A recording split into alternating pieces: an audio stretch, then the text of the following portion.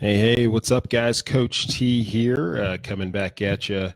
This time on a Facebook Live. What I'd like to do here is talk a little bit about this past weekend because it was a really special weekend. A few of us got to take part in something special, which was a half Ironman, a 70.3 distance swim, bike, and run that took place in Williamsburg, Virginia. Um, Most of you probably know that I try to do one of these races or something like it just about every year. So this one was the one for, actually it was scheduled for 2018 and got canceled or postponed, actually canceled due to weather back in October. So we chose another race in May here down in Williamsburg. But there are always a number of lessons that I learn from participating in events like this. And I like to share some of those things because they're related not just to health and fitness, but also just to in life in general. I mean, there are always some pretty good life lessons that I take away from these things. So what I'd like to do here is just take a few minutes to talk about this past weekend.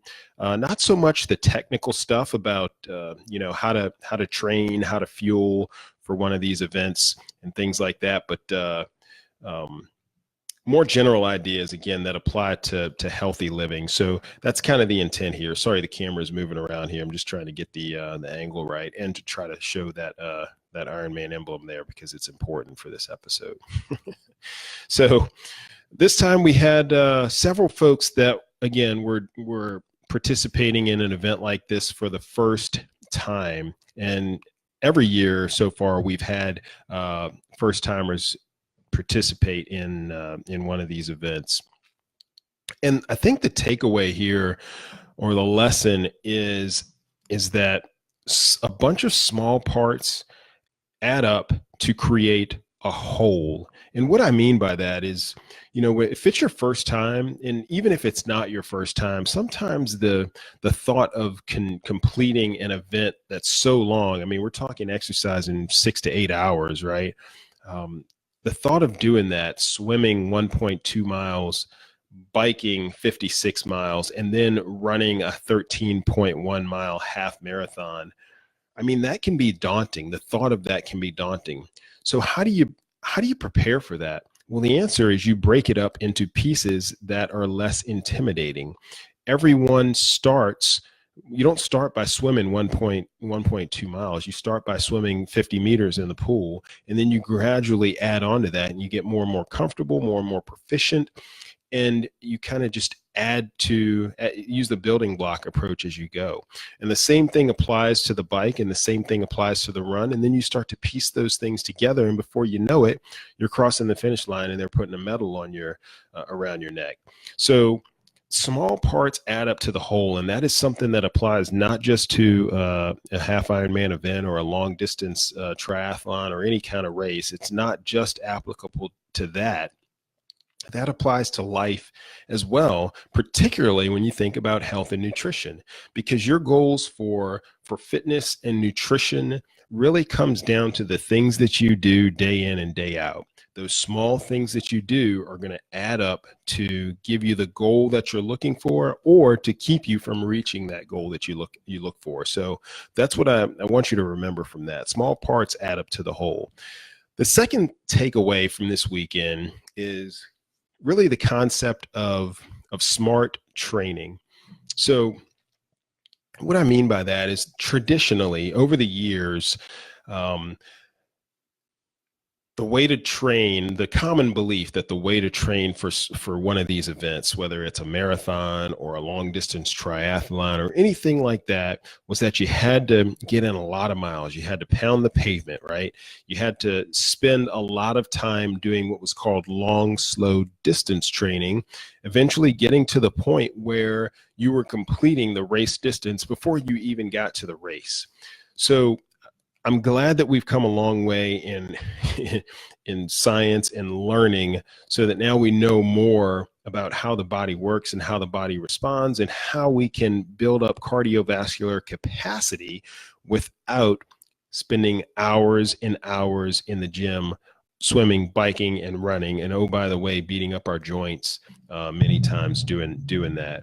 So it doesn't take 14 hours of training per week to complete an Ironman or a half Ironman. In fact, the plan that I created averages just under 5 hours a week. And those of us who used it for this race, again, everybody completed the race. So it's not like you have to put in an exorbitant amount of time just to complete one of these events.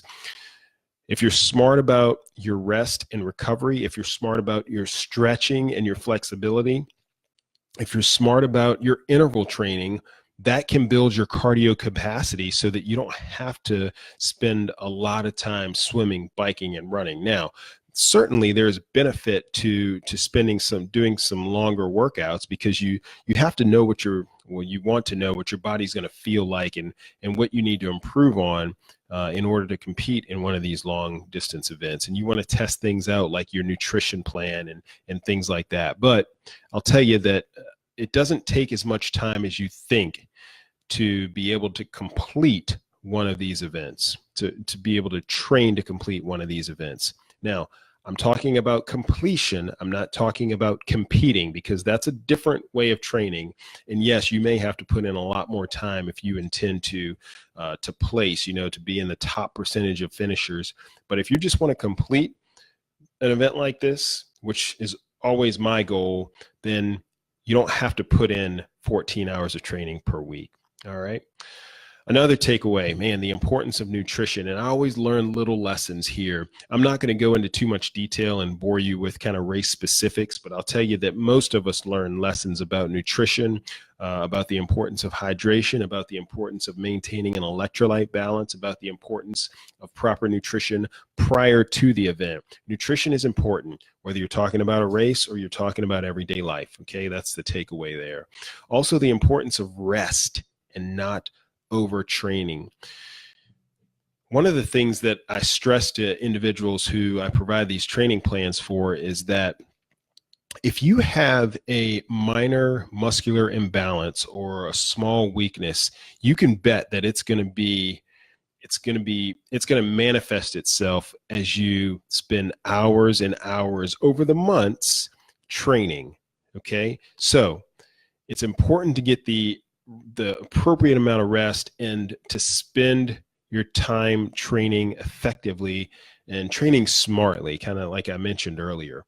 You don't want to just wing it. Okay, you want to have a plan in place. You want to make sure that plan incorporates adequate rest and relaxation, and for me, massage on a periodic basis, and not overtraining. That's all important in reaching your goal. It's not just the things you do actively toward your goal, it's also the white space, that time in between, the rest, for example, and the recovery. Those things are important, just like they are in everyday life. Speaking of training and your commitment, one of the things that is always impressive to me is that you don't have to be perfect in order to be successful. We talk about this a lot. I talk about it. My friends over at Better Nutrition talk about it. And the common mantra is to just be better. Don't try to be perfect. Try to improve on where you are right now. Don't try to be perfect. And what I'll say about this particular instance is that I laid out a number of workouts that I wanted to complete in preparation for this event. But guess what? Life happens. I've been traveling quite a bit over the past few months, haven't been able to get in the training that I wanted to, but it's okay because I still finished. All right. However, I will say that the amount of focused and appropriate effort that you put in does determine how successful you will be. So if I had trained more or trained better or trained smarter, then yes, I think I could have done better from a finishing time standpoint. But if the goal is completion, then again, I didn't have to complete every workout in order to complete this race. Okay, so the takeaway there, just try to be better. Don't try to be perfect. Okay. Another lesson, and this one I am always reminded of when on the race course, and that is that it's not always sunshine and roses. And I'll tell you that that statement, it was quite literal over this past weekend. So I'll explain what I mean about that in a minute. But there are going to be ups and downs in a race that's this long, just like there are ups and downs in life. But when things get tough, then sometimes you have to just push through. I mean, you have to persevere. I mentioned sunshine and roses. I'll tell you that when we were on the bike course during the race, for me, it was, I don't know, three plus hours, I guess. There was a lot of rain. I never ride in the rain. In fact, most people try to avoid riding in the rain. So that was something that all of us had to contend with. And it was raining pretty hard. Some of us were battling injuries. Some of us were cramping up. I mean, all of these things, all of these types of adversity that you have to just kind of push through in order to get to the goal line. I had a flat tire on my bike. Again, that's something that's not planned, but it's something you just have to push through, again, to make it to the finish line. So it's not always rosy, but you got to take the lows with the highs. And the important thing to remember, though, is that even when you're in those down points, even in those low points, when things aren't necessarily going your way, whether it's in a race or in life, you want to just be able to push through that, because there is a bright light on the other side of it. Now, one of the questions, I find this funny, one of the questions that we get sometimes, is, why would you put yourself through this? Why would you put yourself through, and I'm quoting people here, through 7 hours of agony just to say you completed a race? Why would you pay to do that? Well, the way I answer that question is a couple of ways. Number one, you guys have heard me refer to or talk about Seth Godin from time to time. I read a lot of his work, and he writes from time to time about a phrase that says, people like us do things like this. And that could be taken a couple of different ways, but the way that he means it and the way that I interpret it is this. Triathlon, so all of us belong to different groups, different subcultures. We self-identify with different groups in different phases and aspects of our lives. I consider myself, a believer, a faithful man. So my faith is something that is strong to me. That's one group that I identify with. I am in the military. That's another group that I identify with. I am a family man. I'm a husband. I'm a father. I can identify with all, groups of husbands and fathers. We share a lot of similar interests and a lot of similar pain points as well.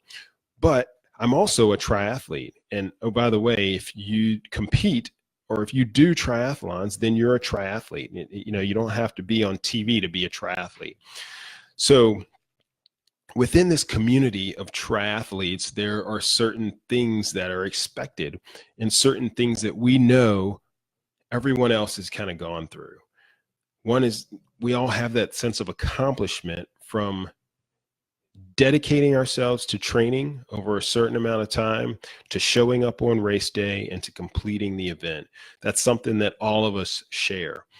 Many of us, all of us, I'd venture to say, have overcome obstacles. We've gone through the excuses, we've dealt with them, we've used them sometimes, we've powered through the scheduling conflicts and gone through that adversity that I talked about a couple of minutes ago.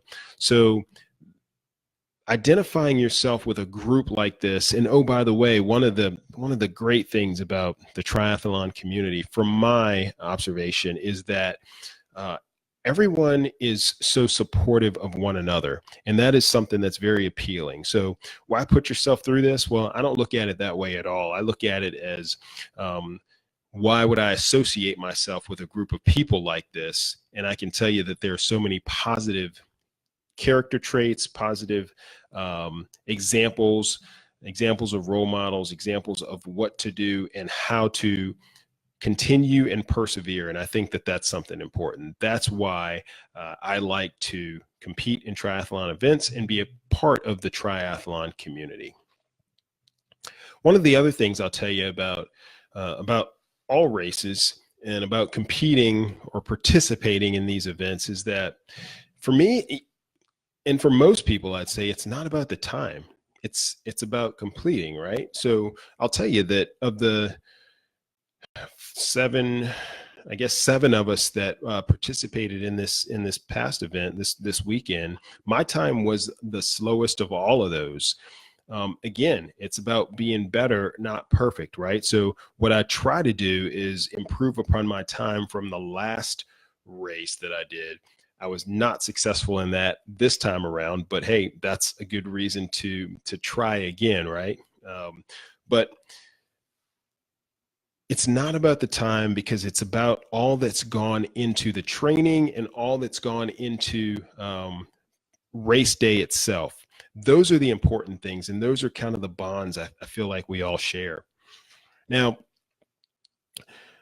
another takeaway is that it's important to have, and those of you who've gone through the Fit Life program or tuned into the TD Fitness podcast, for any length of time, understand that it's important to have a reason behind what you do, a sense of purpose, if you will. For me, this all started with to commemorate my father. My father passed in 2007. I started doing triathlons around 2009, 2010. And for me, that was a way to kind of step out of my comfort zone. I was not comfortable swimming at all. I had never biked more than, a couple of miles, and certainly never run any double digits on my feet. I just didn't do that. But this was a way to kind of step out of my comfort zone and really to do something to commemorate him and his memory. So every year around the September timeframe, his birthday was September 11th, I would try to compete in an event, to do a race.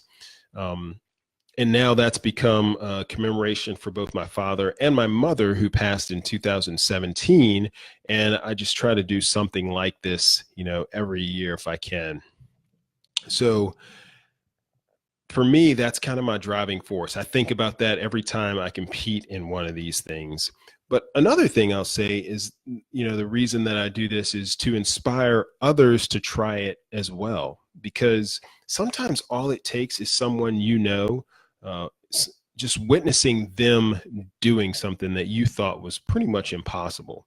And that, I think that's really cool, because it's kind of contagious. When success is contagious, or, being able to do something that you set out to do, that now gives you a belief that you can do it when you see somebody close to you or somebody that's like you, able to accomplish that. So I think those are all things that I kind of think about, when it comes to racing, when it comes to competing in these events. And again, a lot of parallels to life in general and to healthy living. Now, I have to say, though, that when I think specifically about this weekend, there are a couple of things that really made it special. So again, drawing another parallel to, your own personal fitness goals and how you accomplish those, it's a lot easier when you have a support system, when you have some folks in your corner. So this weekend we had just a host of folks, family, friends, and again, athletes supporting one another, and folks we didn't even know, just kind of cheering us on. And I mean, that was just a great vibe, a great feeling. But I can't say enough about the family members and friends who showed up to support us, because it's not easy when you try to do something like this alone, but it's a whole lot easier when you have that support system in your corner. I think back to, I think it was like mile 8 or 9 on the run, and I was walking. I was pretty tired. I was getting close to the end. I had about 4 miles to go. Just wanted to really get there. I was doing the run walk thing, or the jog, walk a lot, jog a little bit, walk a lot. That's how I roll. But a lady came up beside me. She'd come from behind me and said, "Hey, do you want to run with me?" And she picked out a point out in front, and I was like, "Sure, let's run together for a little bit." But it's those kinds of things, where you're not competing with one another, but you're just there to kind of cheer each other on. It's those types of things, that community environment, that family support system that I mentioned, and the good community and fellowship that really made the weekend something special. So that's why I had a great time. My wife was there with me too. She participated in the race as well. So it was just awesome all around. Another thing, though, that I'll say when it comes to kind of the parallels with healthy living, and this is something that I don't talk about a whole lot because it's hard to convey at the level that I mean to convey it. But I'm going to attempt it again here, and it's really the culmination. I'll call it the culmination of just facing our fears. So here's how I'll describe it. Every time that I participate in one of these events, there's always a certain level of fear and apprehension that comes along with it. There's a lot of that because I feel in some ways responsible for those who have been kind enough to take me up on the offer to complete that long distance triathlon for the first time. I say kind enough, maybe I should say crazy enough, I don't know. But since I started convincing friends and coworkers to do this, I want to say 14 or 15 people have completed a long distance triathlon. That's a 70.3 or a full triathlon or a full Ironman 140.6 distance since 2015. That was the first race we did at those distances. And every single one of them has completed it on their first attempt. And I think that that's really something special because it says a lot about the individuals and you know, the lengths they're willing to go to, the commitment they're willing to put forth to attempt or to accomplish that feat and that goal. But the apprehension and the anxiety kind of comes in because all I really want at the beginning of each event, all I want is for everyone to be safe and to finish, but first to be safe. So, like I said, in some ways I feel a little bit responsible for them, but at the end of the day, I mean, everyone has completed so far. So I am absolutely happy about that. And the second reason, the second piece of that fear, if you will, is the pre-race jitters that I have myself because I am competing in the event too, right? I mean, the water is still somewhat daunting. I mean, you're hopping into an open water swim, usually a river, a lake, maybe even an ocean.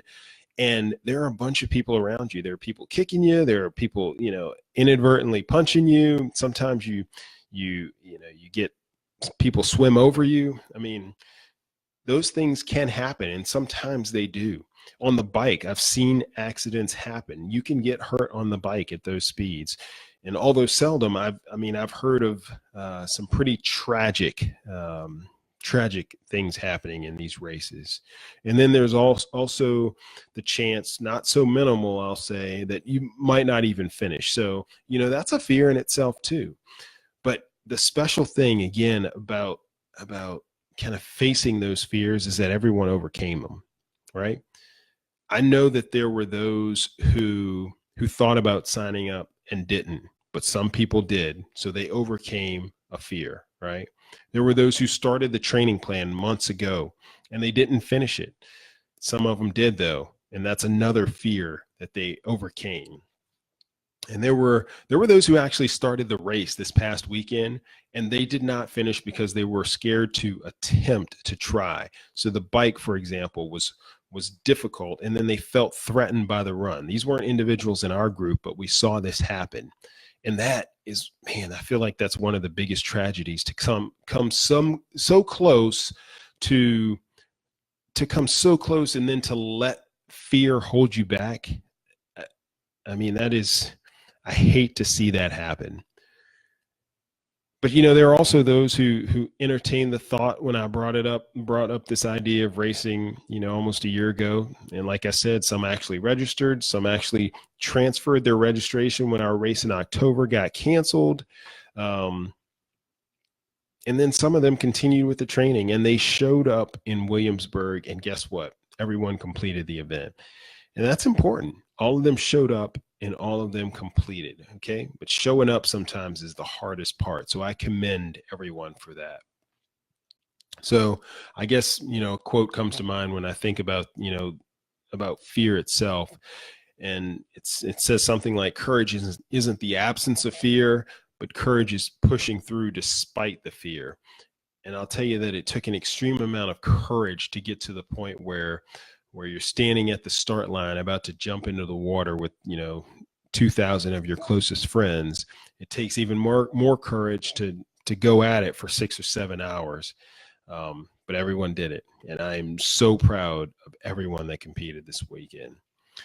So not to run too long here, I'll try to cut it short. I just want to leave you with a couple of reasons why I love doing what I do with TD Fitness. Triathlon's cool, right? I mean, I get that, but that's not the reason that I do things like this. The reason I rope people into into races.